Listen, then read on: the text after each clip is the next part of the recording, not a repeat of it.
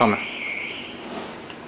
Η αλλαγή των αντλειών από χειροκίνητες σε αυτόματο πολιτή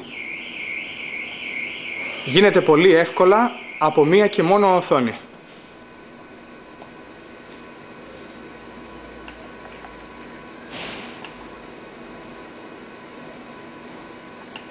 Σε αυτήν εδώ την οθόνη, εάν το day το κάνουμε night, τότε γυρίζει σε αυτόματο πολιτή. Το αντίθετο, εάν θέλουμε να γυρίσουμε τις αντλίες σε χειροκίνητες. Αυτό εδώ είναι το mini box, το οποίο παίζει και το ρόλο της κονσόλας.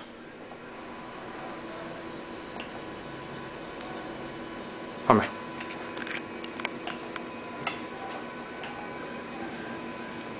Εδώ έχουμε την αντλία την Dockheim. Και εδώ είναι ο αυτόματος πολιτής.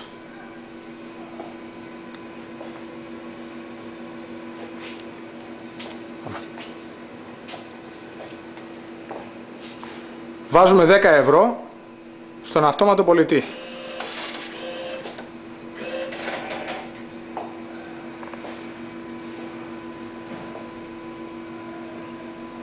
Πατάμε το Start. Διαλέγουμε το προϊόν που θέλουμε. Εάν είχε πιο πολλές, διαλέγουμε την αντλία που θέλουμε.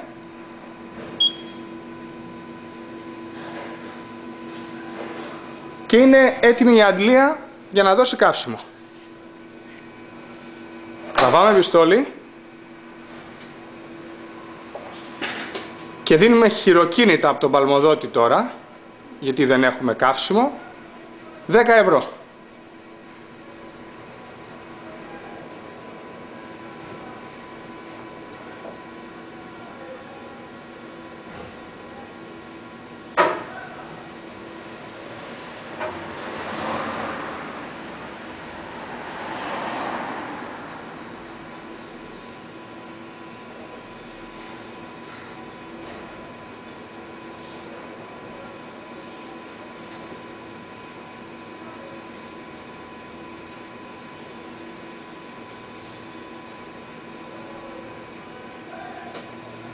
Η αντλία σταματάει, κλείνει, δεν μας αφήνει να δώσουμε άλλο.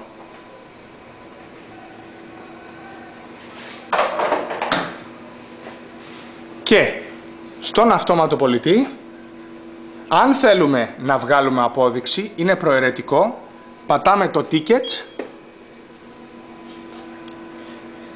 την αντλία που θέλουμε να βγει απόδειξη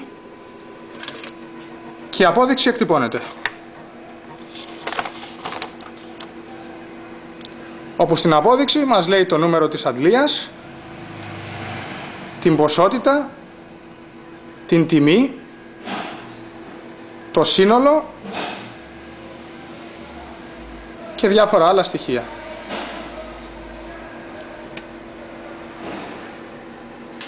Ο αυτόματος πολιτής είναι έτοιμος να δεχθεί και άλλα χρήματα για την επόμενη συναλλαγή.